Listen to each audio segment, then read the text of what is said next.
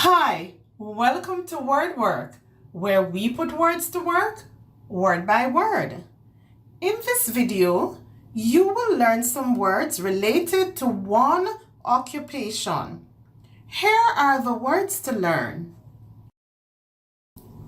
Gardener, plants, flowers, soil, hoe, garden, sprinkler, weeds, flower pot, fertilizer, sprays, pesticide, trims, hedge, share, grass, lawnmower.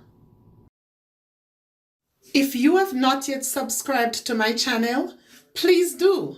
Click the notification bell so that you will be notified when there's a new video posted. Don't forget to like, share, and comment. Now learn to use each word in a sentence. Matt is a gardener. Matt cares for plants and flowers. Matt breaks the soil with a hoe. Matt waters the garden with a sprinkler. Matt removes weeds from the garden. Matt plants in a flower pot. Matt adds fertilizer to the plant. Matt sprays the plant with a pesticide. Matt trims and shapes the hedge. Matt trims the plant with a garden chair. Matt mows the grass with a lawnmower.